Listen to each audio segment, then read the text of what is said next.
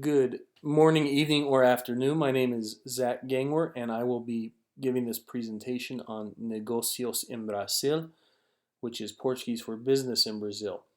I had the good fortune of living in Brazil for 2 years, and although not in a business role, I did get good insight into the people and culture there.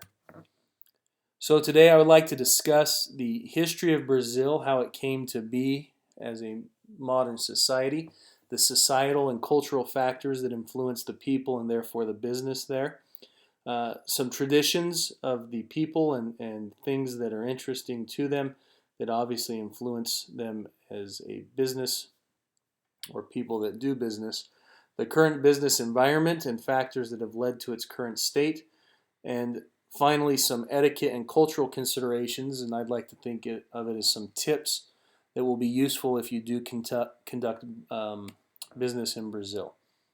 So, some interesting facts. It is the fifth largest country in the world in both terms of geographical size and population. Portuguese is their primary language, which a lot of people think it is Spanish because it is the only non-English or Spanish country in North or South America. They have approximately 210 million people currently living on about half of the South American continent, and a large majority of those are Roman Catholic, estimates ranging from 65 to 85%. I think this is a pertinent point because their upbringing and religious beliefs will influence their thought processes and the way that they conduct business. So it is a rich country in terms of history and culture. Indigenous people inhabited the South American continent prior to the colonialization period, and Brazil is no different. Pedro Alvarez Cabral arrived from Portugal around April of 1500 and claimed Brazil for Portugal. Not long after, missionaries such as the Jesuits came and began to quote unquote convert the indigenous peoples to Christianity and Catholicism. And obviously, this has continued through the years to be a major underpinning of the culture of Brazil. Slavery was introduced just as it was in the Caribbean and the United States. Africans were taken from their homes and brought to Brazil, where they entered on the eastern seaboard, which is closest to Africa. And in modern Brazil, there are distinct geographical regions made up of obviously a multicultural people, but with distinct ethnic historical underpinnings. And Bahia, an eastern state in Brazil where a majority of slaves were brought, remains heavily influenced by the slavery of its past. And then slowly over time, a modernization of the country occurred, which is not quite as quick as here in the United States. Here are a couple pictures of Cabral arriving. There's his mugshot in the top left. I suspect they have similar thoughts of him as we do Columbus with our modern knowledge. There are continued difficulties and challenges in Brazil due to some of these historical events and also modern challenges that challenge every country as it continues to develop. Racism, sexism, corruption are all things that have to be dealt with in Brazil, and some authors have referred to current Brazil as 1950s United States, alluding to the somewhat backwards practices in regards to women and sometimes to minorities. Modern challenges include a rapid population growth, an economic boom in the early 2000s, which has since fallen into a recession, and some of the associated challenges would come with that. Here's a picture of a soccer stadium that was developed for the World Cup in Brasilia, which is the capital of Brazil, similar to Washington, D.C. here, which is now used for parking for state and municipal vehicles, as it was a painted-on face for Brazil that now has little use.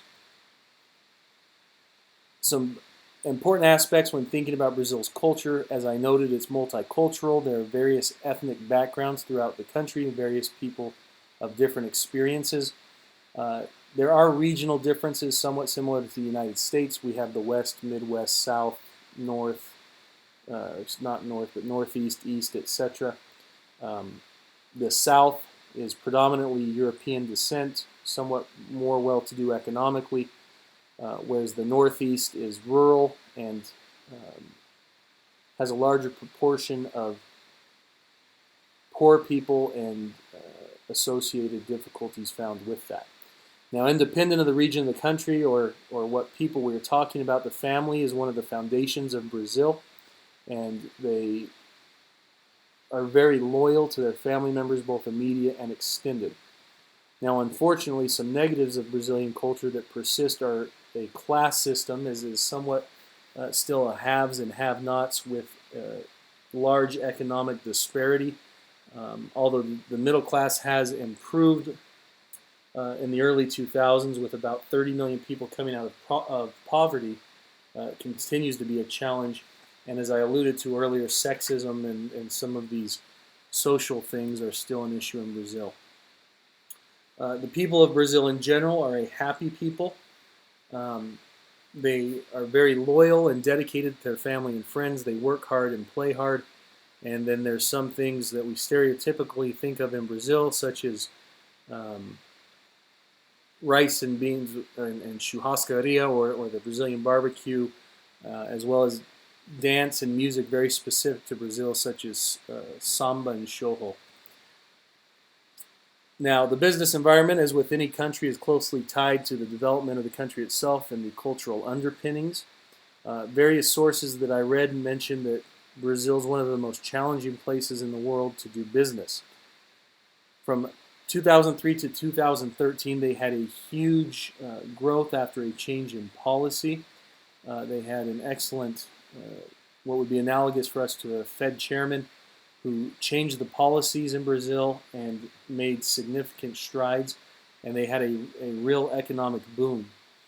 This somewhat carried them through the recession in 2008, but more recently they've come under some other challenges, both political and economically, and are now in their own recession with a definite slow in their growth.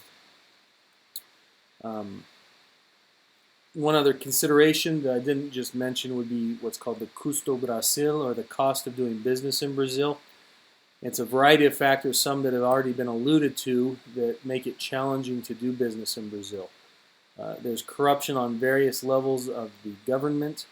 The government itself is often inefficient and frequently changing. Their president was recently impeached, and they've had 3 different financial secretaries in the last year or so.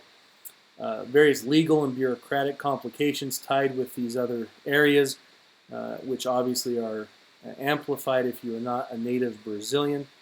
Taxation in Brazil is one of the highest when considering international business.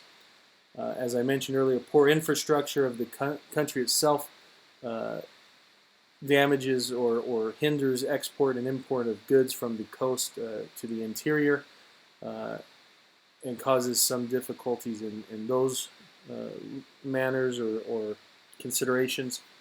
Inflation has been unstable historically and has gone up and down quite a bit. As example, when I was in Brazil, I could get 4 reais, or the real is the equivalent of our dollar, 4 of theirs for every 1 US dollar, and there was a time a few years ago when they were roughly equivalent, although the balance has swung a little bit in more recent times. And one last consideration of the cost of doing business in Brazil are unions, which are found in most sectors of the economic world. Here's a quick chart showing that Brazil has fallen in their GDP, and in 2015 they fell from 7th to 8th, passed by India, although they still, as you can see, are in the top 10. So I sound like a huge pessimist, and that Brazil sounds like a terrible place to do business, but I don't think that's necessarily the case. They have quite a few things that will be beneficial for them, if not already. A young population who's more entrepreneurial and plugged into technology. As I mentioned, 30 million people escaped poverty during their boom in the early 2000s. Their manufacturing continues to grow. and there are abundant natural resources in many sectors of the economy, including energy, agriculture, and industrial. So I think there's a lot of potential in Brazil. There are hurdles to be overcome, but with proper preparation, I think it's one of the countries in the world that has the highest potential for success in the business realm. So I'd like to transition from that environment into some tips and considerations of culture and etiquette that will help if you are actually doing business in Brazil. Uh, Brazil in general is more informal. The people are more informal. Time is not as important. Deadlines are not necessarily always important. But as always in the business world, you should default to formal. Sao Paulo, Rio de Janeiro, some of these bigger countries, or excuse me, bigger cities in the country, will always have more formal business dealings. And just as with anywhere else, you should remain formal until you develop a relationship. Now, relationships are very, very important to the Brazilian people, both family, business, friend, any aspect you can think of. And one tidbit I could give is develop the relationship with the person before discussing business. The business will follow, but the relationship must be firm prior to that. Timing of meetings is a big consideration. You should give 2 to 3 weeks notice before a big meeting. You should confirm the meeting a few days ahead of time. And one of the most frustrating things, but something that has to be dealt with, is it is not uncommon for meetings to be canceled at the last second. That's not necessarily considered rude. It's just the way it is. As I said, relationships take precedence over time, and so if there's something more pressing, they will cancel a meeting at the last minute. When you first meet someone, firm handshake and looking them in the eye is appropriate for a man meeting a man, and usually women meeting women, or a man and a woman will shake hands but also kiss on each cheek.